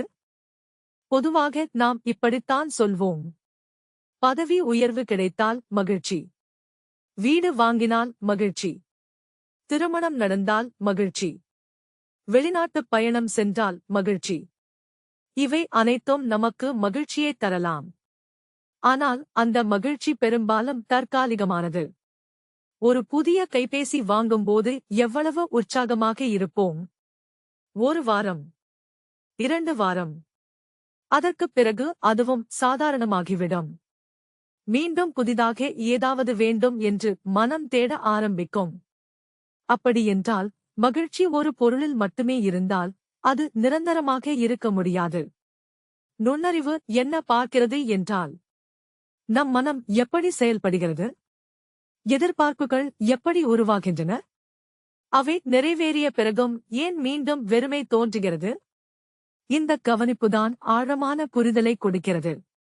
இன்னொரு பொதுவான கேள்வி, பயத்தை எப்படி நீக்குவது? பயத்தை அகற்ற நாம் மிகவும் முயற்சி செய்கிறோம். ஆனால் பல நேரங்களில் பயத்தோடு போராடும்போது அது இன்னும் பெரிதாக தோன்றுகிறது. ஒரு கற்பனை செய்து பாருங்கள். இரவு நேரம். அறையில் விளக்கு அணைந்திருக்கிறது. நிழலை பார்த்து பயமாக இருக்கிறது. விளக்கை போட்டவுடன் என்ன ஆகிறது? நிழல் மறைந்து விடுகிறது. நாம் நிழலோடு சண்டையிடவில்லை. வெளிச்சம் வந்தது. அவ்வளவுதான். அதேபோல் விழிப்புணர்வு வந்தால் பல பயங்கள் இயல்பாகவே பலவீனமாகிவிடும். இந்த அத்தியாயம் சொல்ல வருவது என்னவென்றால், வாழ்க்கையில் எழும் எல்லா கேள்விகளுக்கும் உடனடியாக பதில் தேவைப்படாது. கொஞ்சம் பொறுமை வேண்டும். கொஞ்சம் கவனிப்பு வேண்டும். கொஞ்சம் அமைதி வேண்டும். அமைதி என்றால் பேசாமல் இருப்பது மட்டும் அல்ல. மனம் கொஞ்சம் அமைதியாக இருக்கும் நிலை. ஒரு ஏரி அமைதியாக இருந்தால்தான் அதில் இருக்கும் பிரதிபலிப்பு தெளிவாகத் தெரியும். நீர் கலங்கிவிட்டால் பிரதிபலிப்பும் மங்கிவிடும். அதேபோல் நம் மனம் இடைவிடாத எண்ணங்களால் கலங்கியிருந்தால் உண்மையை தெளிவாக பார்க்க முடியாது. நுண்ணறிவிற்கு அமைதி மிகவும் அவசியம். இதை அன்றாட வாழ்க்கையில் பயன்படுத்த முடியுமா? நிச்சயமாக முடியும். ஒரு வாக்குவாதம் நடக்கிறது. உடனே பதில் சொல்லாமல் கொஞ்சம் கேளுங்கள். ஒரு முடிவை எடுக்க வேண்டும். அவசரப்படாமல் கொஞ்சம் கவனியுங்கள். ஒரு உணர்ச்சி எழுகிறது. அதை அடக்காமல், இப்போது நான் என்ன உணர்கிறேன் என்று கவனியுங்கள். இந்த சிறிய பயிற்சிகள்தான் மெதுவாக நம் வாழ்க்கையை மாற்றுகின்றன. இன்னொரு சுவாரஸ்யமான கேள்வி, அன்பு என்றால் என்ன? பல நேரங்களில் நாம் பற்றுதலையே அன்பு என்று நினைத்துக் கொள்கிறோம். நீ என்னுடன் தான் இருக்க வேண்டும் ஹூட். நீ என்னை மட்டும்தான் கேட்க வேண்டும் ஹூட். நீ இப்படித்தான் நடந்து கொள்ள வேண்டும் ஹூட். இவை அனைத்தும் எதிர்பார்ப்புகள். அன்பு அல்ல. நுண்ணறிவு இருக்கும் இடத்தில் அன்பு சுதந்திரமாக இருக்கும். கட்டுப்பாடு குறைவாக இருக்கும். புரிதல் அதிகமாக இருக்கும். மரியாதை அதிகமாக இருக்கும். ஏற்றுக்கொள்ளும் மனப்பான்மை அதிகமாக இருக்கும். அப்போது உறவுகளிலும் தேவையற்ற மோதல்கள் குறைந்துவிடும். இந்த அத்தியாயத்தின் முழு சாரம் என்னவென்றால், சரியான கேள்விகள்தான் நம் வாழ்க்கையை மாற்றுகின்றன. சரியான பதிலை விட நேர்மையான கேள்வி மிகவும் சக்தி வாய்ந்தது. கேள்வி கேட்பது பலவீனம் அல்ல. கேள்வி கேட்க பயப்படாமல் இருப்பதுதான் தைரியம். ஒவ்வொரு நாளும் நம் மனத்திடம் சில நேர்மையான கேள்விகளை கேட்க ஆரம்பித்தால், நான் ஏன் இப்படி பதிலளித்தேன்? நான் உண்மையில் எதை தேடுகிறேன்? எனக்கு உண்மையில் முக்கியமானது என்ன? நான் பயத்தில் முடிவு எடுக்கிறேனா அல்லது தெளிவுடன் முடிவு எடுக்கிறேனா? இந்த கேள்விகளுக்கான பதில் உடனே கிடைக்காமல் இருக்கலாம். ஆனால் இந்த கேள்விகளோடு வாழ ஆரம்பித்தால் நம் கவனிக்கும் திறன் அதிகரிக்கும். கவனிப்பு அதிகரித்தால் புரிதல் வரும். புரிதல் வந்த பிறகு முடிவுகளும் இயல்பாகவே சிறப்பாக மாறும். அப்போது நுண்ணறிவு என்பது எல்லா பதில்களும் தெரிந்திருப்பது அல்ல. சரியான கேள்விகளை பயமின்றி நேர்மையாக விழிப்புணர்வுடன் கேட்கத் தெரிந்திருப்பதுதான். அந்த கேள்விகள்தான் நம் வாழ்க்கையை மெதுவாக வெளிச்சத்திற்கு அழைத்துச் செல்லும். தலைப்பு 7: நுண்ணறிவை விழிப்பூட்டும் தியானங்கள். இதுவரை நுண்ணறிவை பற்றி பல விஷயங்களை பார்த்தோம். நுண்ணறிவு என்றால் என்ன? அதை மறைக்கும் தடைகள் என்ன? அதை அன்றாட வாழ்க்கையில் எப்படி பயன்படுத்தலாம் என்பதை புரிந்து கொண்டோம். இப்போது இயல்பாக ஒரு கேள்வி எழுகிறது. சரி, இந்த நுண்ணறிவை நமக்குள் எப்படி விழிப்பூட்டுவது? அதற்கான வழியைத்தான் இந்த தலைப்பு காட்டுகிறது. தியானம் என்று சொன்னவுடன் பலருடைய மனதில் ஒரு படம் தோன்றும். மலைமேல் அமைதியாக அமர்ந்திருக்கும் ஒரு துறவி, அல்லது கண்களை மூடிக்கொண்டு பல மணி நேரம் அமைதியாக அமர்ந்திருப்பது. ஆனால் தியானம் என்பது அது மட்டுமல்ல. அது மனதை வலுக்கட்டாயமாக கட்டுப்படுத்துவது அல்ல. எண்ணங்களை விரட்டுவது அல்ல. மனம் எப்படி செயல்படுகிறது என்பதை அமைதியாக கவனிக்கும் ஒரு பயணம். ஒரு எளிய உதாரணத்தை பார்ப்போம். நீங்கள் பேருந்து நிறுத்தத்தில் நிற்கிறீர்கள். பேருந்து வர இன்னும் கொஞ்சம் நேரம் இருக்கிறது. பொதுவாக நாம் என்ன செய்வோம்? உடனே கைபேசியை எடுத்து விடுவோம். சமூக வலைத்தளங்களை பார்ப்போம். அல்லது யாருக்காவது அழைப்போம். ஒரு நிமிடம் கூட அமைதியாக இருக்க முடியாமல் போகிறது. ஆனால் ஒரு கற்பனை செய்து பாருங்கள். அந்த 2 நிமிடங்கள் கைபேசியை எடுக்காமல் சுற்றி நடப்பதை அமைதியாக கவனிக்கிறீர்கள். காற்று முகத்தை வருடுகிறது. மரங்களில் பறவைகளின் சத்தம் கேட்கிறது. வாகனங்கள் கடந்து செல்கின்றன. உங்கள் மூச்சு உள்ளே செல்வதையும் வெளியே வருவதையும் கவனிக்கிறீர்கள். இது மிகவும் எளிய பயிற்சி. ஆனால் இந்த எளிமையில்தான் தியானத்தின் உண்மையான சாரம் இருக்கிறது. தியானம் என்றால் மனம் வெறுமையாக இருக்க வேண்டும் என்பதல்ல. மனதில் எண்ணங்கள் வரும். அது இயல்பானது. வானத்தில் மேகங்கள் வருவது போல. உங்களால் மேகங்களை தடுக்க முடியுமா? முடியாது. ஆனால் அவற்றை கவனிக்க முடியும். அதேபோல் எண்ணங்களையும். ஒரு எண்ணம் வந்திருக்கிறது யூட். இது கோபத்தைப் பற்றிய எண்ணம் ரூட். இது பயத்தைப் பற்றிய எண்ணம் ரூட். இது எதிர்காலத்தைப் பற்றிய கவலை யூட். என்று வெறுமனே கவனிப்பதுதான் தியானம். இந்த கவனிப்பில் எந்த தீர்ப்பும் இருக்கக்கூடாது. ஒரு கண்ணாடியை நினைத்துப் பாருங்கள். அது உங்களைத் தீர்ப்பளிக்கிறதா? இல்லை. நீங்கள் சிரித்தால் சிரிப்பைக் காட்டும். அழுதால் அதையும் காட்டும். தியானத்தில் நம் மனதை அந்த கண்ணாடியைப் போல பார்க்க கற்றுக்கொள்கிறோம். அன்றாட வாழ்க்கையில் பல நேரங்களில் நமக்கு கோபம் வருகிறது. பொதுவாக நாம் என்ன செய்கிறோம்? அதை அடக்கிவிடுகிறோம். அல்லது வெடித்துச் சிதறுகிறோம். ஆனால் தியானம் என்ன சொல்கிறது? கோபம் வந்தால் முதலில் அதை கவனியுங்கள். உடலில் என்ன நடக்கிறது? இதயம் வேகமாகத் துடிக்கிறதா? முகம் இறுகுகிறதா? மூச்சின் வேகம் மாறுகிறதா? இந்த கவனிப்புதான் மிகவும் முக்கியமானது. ஏனென்றால் நாம் கவனிக்க ஆரம்பித்தவுடன் அந்த உணர்ச்சியின் கட்டுப்பாடு மெதுவாக குறைய ஆரம்பிக்கும். இன்னொரு எளிய பயிற்சி. தினமும் காலை எழுந்தவுடன் 5 நிமிடங்கள் அமைதியாக அமருங்கள். சிறப்பு மந்திரம் தேவையில்லை. சிறப்பு ஆசனம் தேவையில்லை. மூச்சை மட்டும் கவனியுங்கள். காற்று உள்ளே செல்கிறது. வெளியே வருகிறது. அதைக் கட்டுப்படுத்த முயற்சி செய்ய வேண்டாம். வெறுமனே கவனியுங்கள். சிறிது நேரத்தில் எண்ணங்கள் வரும். இன்று அலுவலகம், கூட்டம், பில்கள், குடும்பம் எல்லாமே வரும். பரவாயில்லை. எண்ணங்கள் வந்தால் அவற்றைப் பின்தொடராமல் மீண்டும் மூச்சின் மீது கவனத்தை திருப்புங்கள். இது ஒரு பயிற்சி போன்றது. உடற்பயிற்சியில் உடல் வலிமை பெறுவது போல இந்த பயிற்சியில் விழிப்புணர்வு வலிமை பெறுகிறது. இன்னொரு அழகான தியானத்தை அன்றாட வாழ்க்கையிலேயே செய்யலாம். நடைப்பயிற்சியூட். பொதுவாக நடக்கும்போது நம் மனம் வேறு எங்கோ இருக்கும். அலுவலக பிரச்சனைகள், கடந்த கால நினைவுகள், எதிர்கால திட்டங்கள், ஆனால் ஒரு நாள் விழிப்புணர்வோடு நடந்து பாருங்கள். பாதம் தரையை தொடுவதை உணருங்கள். காற்றின் ஓசையை கேளுங்கள். மரங்களை பாருங்கள். வானத்தை கவனியுங்கள். உடலின் அசைவுகளை உணருங்கள். அப்போது அந்த நடைப்பயிற்சியே ஒரு தியானமாக மாறிவிடும். அதேபோல் உணவருந்துவதும் தியானமாக மாறலாம். முதல் கவளத்தை எடுக்கும்போது அதன் சுவையை முழுமையாக உணருங்கள். உணவின் மணம், அதன் தன்மை. மெதுவாக மென்று சாப்பிடுங்கள். தொலைக்காட்சி வேண்டாம். கைபேசி வேண்டாம். அவசரமும் வேண்டாம். அப்போது உணவருந்துவது ஒரு வழக்கமான செயல் அல்ல, முழுமையான அனுபவமாக மாறும். இவை அனைத்தும் மிகவும் எளிய பயிற்சிகள். ஆனால் இந்த எளிமையில்தான் விழிப்புணர்வு வளர்க்கிறது. தியானம் என்பது வாழ்க்கையிலிருந்து ஓடுவது அல்ல, வாழ்க்கைக்குள் இன்னும் முழுமையாக நுழைவது. ஒரு பெற்றோர் தன் குழந்தையுடன் முழு கவனத்துடன் பேசும்போதும் அது தியானமாக இருக்கலாம். ஒரு நண்பர் தன் கஷ்டத்தை பகிரும்போது முழு மனதுடன் கேட்பதும் தியானமாக இருக்கலாம்.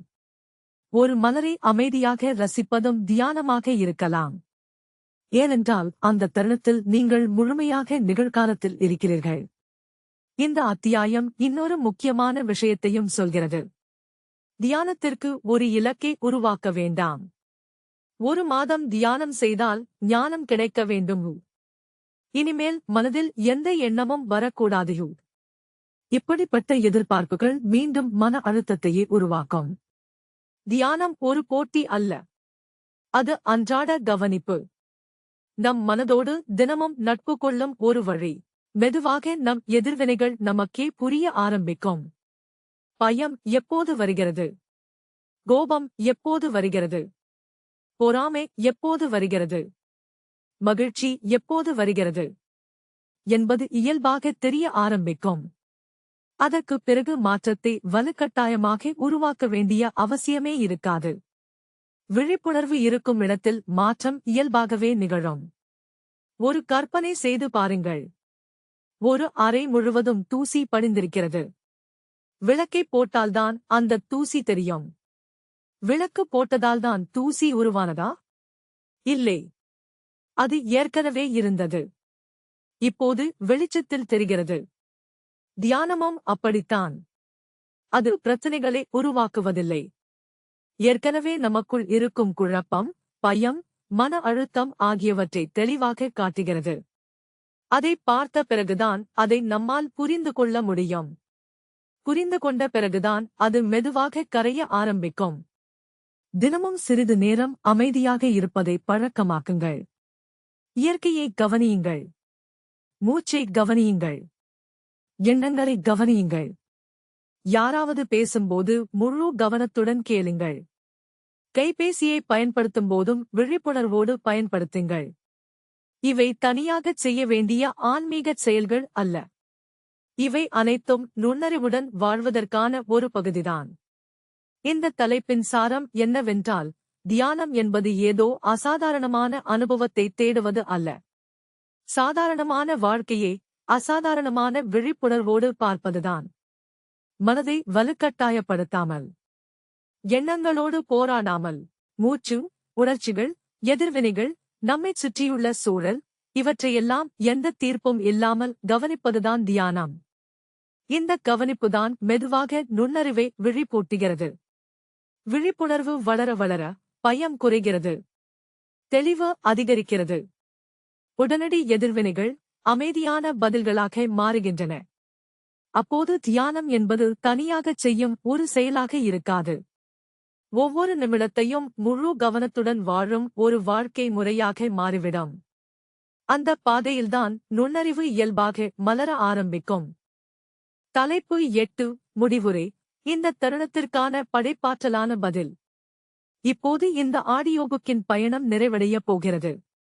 முதல் தலைப்பிலிருந்து இதுவரை நுண்ணறிவை பற்றி பல்வேறு கோணங்களில் பார்த்தோம். ஆனால் இந்த இறுதித் தலைப்பு ஒரு புதிய கருத்தை நம்முன் வைக்கிறது. அது என்னவென்றால், நுண்ணறிவு என்பது கடந்த காலத்தில் வாழ்வது அல்ல. எதிர்காலத்தை நினைத்து பயந்து வாழ்வதும் அல்ல. நுண்ணறிவு என்பது இந்த தருணத்தில் நடைபெறும் வாழ்க்கைக்கு படைப்பாற்றலுடன் பதிலளிப்பதையும் ஒரு முறை யோசித்துப் பாருங்கள். நம் வாழ்க்கையில் பெரும்பாலான நேரங்களில் நாம் நிகழ்காலத்தில் இருப்பதில்லை. உடல் இங்கே இருக்கும். ஆனால் மனம் சில நேரங்களில் பள்ளி நாட்களின் நினைவுகளில், சில நேரங்களில் அலுவலக பிரச்சினைகளில், சில நேரங்களில் நாளை என்ன நடக்குமோ என்ற கவலையில். இப்படி நிகழ்காலத்தை நாம் தவறவிடுகிறோம். ஒரு கற்பனை செய்து பாருங்கள். உங்கள் குழந்தை மிகவும் உற்சாகமாக ஒரு ஓவியத்தை வரைந்து உங்களிடம் காட்ட வருகிறது. ஆனால் நீங்கள் கைபேசியில் மின்னஞ்சலை பார்த்துக் கொண்டே நல்லா இருக்கு என்று சொல்லிவிட்டு மீண்டும் திரையை பார்க்கிறீர்கள். அந்த குழந்தைக்கு ஓவியம்தான் முக்கியம் அல்ல, உங்களின் முழு கவனம்தான் முக்கியம். நிகழ்காலத்தை தவறவிடும்போது வாழ்க்கையின் அழகான தருணங்களையும் நாம் இழந்து விடுகிறோம். இந்த தலைப்பு நமக்குச் சொல்லும் மற்றொரு முக்கியமான விஷயம். படைப்பாற்றல் என்பது ஓவியம் வரைவது மட்டுமல்ல, பாடல் எழுதுவது மட்டுமல்ல. ஒவ்வொரு சூழ்நிலைக்கும் புதிதாக பதிலளிக்கும் திறன்தான் உண்மையான படைப்பாற்றல். ஒரு எளிய அலுவலக உதாரணத்தை பார்ப்போம். ஒரு திட்டத்தில் எதிர்பாராத பிரச்சனை வந்துவிட்டது. சாதாரணமாக என்ன நடக்கும்? எல்லாம் போச்சு, யாருடைய தவறு என்று குற்றம் சாட்ட ஆரம்பித்து விடுவோம். ஆனால் நுண்ணறிவு என்ன செய்கிறது? சரி, இப்போது உண்மை நிலை என்ன? இந்தச் சூழ்நிலையில் அடுத்த சிறந்த நடவடிக்கை என்ன என்று பார்க்கிறது. கடந்த காலத்தில் யார் தவறு செய்தார்கள் என்பதைப் பற்றி சிந்திப்பதை விட இப்போது என்ன செய்யலாம் என்பதையே கவனிக்கிறது. அதுதான் படைப்பாற்றலான பதில். குடும்ப வாழ்க்கையிலும் இதே விஷயம் மிகவும் முக்கியமானது. கணவன் மனைவிக்குள் ஒரு வாக்குவாதம் நடந்துவிட்டது. பொதுவாக என்ன நடக்கும்? பழைய சம்பவங்கள் அனைத்தும் மீண்டும் பேசப்படும். கடந்த வருடமும் நீ இப்படித்தான் செய்தாய், அப்போதும் நீ என்னை புரிந்து கொள்ளவில்லை என்று பழைய கோப்புகள் அனைத்தும் திறக்கப்படும். ஆனால் படைப்பாற்றலான பதில் என்ன? இப்போது நமக்குள் இருக்கும் உண்மையான பிரச்சனை என்ன? இதை எப்படி சேர்ந்து தீர்க்கலாம்? இந்த ஒரு மாற்றம் மட்டுமே ஒரு உறவை மிகவும் ஆரோக்கியமாக மாற்றிவிடும். வாழ்க்கையில் பல நேரங்களில் நாம் திட்டமிட்டபடி எதுவும் நடக்காது. தொழிலில் தோல்வி வரலாம், நேர்முகத் தேர்வில் வெற்றி கிடைக்காமல் போகலாம், உடல்நல பிரச்சனைகள் வரலாம், பொருளாதார சிக்கல்கள் வரலாம். இவற்றை யாராலும் முழுமையாக தவிர்க்க முடியாது. ஆனால் வித்தியாசம் எங்கே தெரிகிறது? நாம் கொடுக்கும் பதிலில்தான். ஒரு கனமழை பெய்கிறது என்று வைத்துக் கொள்ளுங்கள். ஒரு விவசாயி, இன்றைய வேலை எல்லாம் போய்விட்டது என்று வருத்தப்படலாம். மற்றொரு விவசாயி, இந்த மழையை வைத்து அடுத்த பருவத்திற்கு என்ன தயார் செய்யலாம் என்று யோசிக்கலாம். சூழ்நிலை ஒன்றுதான், ஆனால் மனப்பான்மை வேறு. படைப்பாற்றல் என்பது சூழ்நிலையை மாற்றுவது அல்ல, அந்தச் சூழ்நிலையை அணுகும் நம் பார்வையை மாற்றுவது. இந்த அத்தியாயம் இன்னொரு முக்கியமான உண்மையையும் சொல்கிறது. வாழ்க்கை ஒருபோதும் முழுமையாக நம் கட்டுப்பாட்டில் இருக்காது. எல்லாவற்றையும் கட்டுப்படுத்த முயற்சி செய்தால் ஏமாற்றம்தான் அதிகமாகும். போக்குவரத்தை நம்மால் கட்டுப்படுத்த முடியாது, வானிலையை மாற்ற முடியாது, மற்றவர்களின் நடத்தையையும் கட்டுப்படுத்த முடியாது. ஆனால் நம் பதிலை மட்டும் கட்டுப்படுத்த கற்றுக்கொள்ளலாம். அதுதான் நுண்ணறிவு. அதுதான் உண்மையான சுதந்திரம். பல நேரங்களில் நாம் சரியான நேரம் வந்த பிறகு ஆரம்பிப்பேன் என்று காத்திருக்கிறோம். சரியான வேலை, சரியான வாழ்க்கை துணை, சரியான வாய்ப்பு, சரியான மனநிலை. ஆனால் உண்மை என்ன? முழுமையான தருணம் என்று ஒன்று வரவே வராது. இந்த நிகழ்காலம்தான் நமக்கு கிடைத்திருக்கும் ஒரே உண்மை. அதனால்தான் நுண்ணறிவு எப்போதும் இப்போது என்ன செய்ய முடியும் என்றே கேட்கிறது. இன்னொரு அழகான உதாரணம். ஒரு மாணவர் இசைக்கருவியை கற்றுக்கொள்கிறார். ஆரம்பத்தில் நிறைய தவறுகள் செய்வார். அந்த தவறுகளுக்கு பயந்து கருவியை தொடாமல் இருந்தால் அவர் ஒருபோதும் முன்னேற முடியாது. ஆனால் தினமும் பயிற்சி செய்து தவறுகளிலிருந்து கற்றுக்கொண்டால் மெதுவாக இசை இயல்பாக வெளிப்பட ஆரம்பிக்கும். வாழ்க்கையும் அப்படித்தான். முழுமையாக வாழ வேண்டும் என்ற அழுத்தம் தேவையில்லை. விழிப்புணர்வோடு வாழ வேண்டும். இந்த ஆடியோபுக் முழுவதும் ஒரு பொதுவான கருத்தை நாம் தொடர்ந்து பார்த்தோம். விழிப்புணர்வு யூட், கவனிப்பு யூட், கேட்பது யூட், நிகழ்காலத்தில் இருப்பது யூட், ஆர்வம் யூட், ஏற்றுக்கொள்ளும் மனப்பான்மை யூட். இந்த குணங்கள் அனைத்தும் தனித்தனியாக இருப்பவை அல்ல. இவை அனைத்தும் சேர்ந்ததுதான் நுண்ணறிவு. நுண்ணறிவு வளரும்போது பயம் குறையும், ஒப்பீடு குறையும், அகங்காரம் மென்மையாகும், உறவுகள் மேம்படும், வேலை அர்த்தமுள்ளதாகத் தோன்றும், வாழ்க்கையின் சிறிய தருணங்களைக் கூட ரசிக்க ஆரம்பிப்போம். காலை ஒரு கோப்பை காபி, மழையின் மண் வாசனை, பெற்றோருடன் பேசும் சில நிமிடங்கள், குழந்தையின் சிரிப்பு, நண்பர்களுடன் பகிரும் சிரிப்புகள். இவை சாதாரணமான தருணங்கள் அல்ல. நிகழ்காலத்தில் இருந்தால் இவையே வாழ்க்கையின் மிகப்பெரிய செல்வங்கள். படைப்பாற்றலான பதில் என்றால் ஒவ்வொரு நாளையும் புதிதாக வாழ்வது. நேற்றைய சுமையின்றி, நாளைய பயமின்றி, இன்று என்ன வந்தாலும் அதை முழு விழிப்புணர்வுடன் சந்திப்பது. அதனால்தான் இந்த இறுதித் தலைப்பின் சாரம் என்னவென்றால், நுண்ணறிவு என்பது சில விதிமுறைகளை பின்பற்றுவது அல்ல. முன்கூட்டியே தயார் செய்யப்பட்ட பதில்களை மீண்டும் மீண்டும் சொல்வதும் அல்ல. ஒவ்வொரு நிகழ்கால தருணத்தையும் புதிய பார்வையுடன், தெளிவுடன், விழிப்புணர்வுடன், கருணையுடன் அணுகுவதுதான் நுண்ணறிவு. கடந்த கால அனுபவங்கள் நமக்கு பாடங்களை கற்றுத்தரலாம். ஆனால் அவை நிகழ்காலத்தை ஆளக்கூடாது. எதிர்காலத்திற்கு திட்டமிடலாம். ஆனால் பயத்தில் வாழக்கூடாது. ஒவ்வொரு நிமிடத்தையும் முழு கவனத்துடன் வாழ ஆரம்பித்தால் வாழ்க்கை ஒரு சுமையாக தெரியாமல் ஒரு படைப்பாற்றலான பயணமாக மாறிவிடும். அப்போது நுண்ணறிவு என்பது படித்து முடித்துவிடும் ஒரு கருத்தாக இருக்காது. ஒவ்வொரு நாளும் நம் தேர்வுகளில், நம் உறவுகளில், நம் அமைதியில், நம் விழிப்புணர்வில் வெளிப்படும் ஒரு உயிருள்ள குணமாக மாறிவிடும்.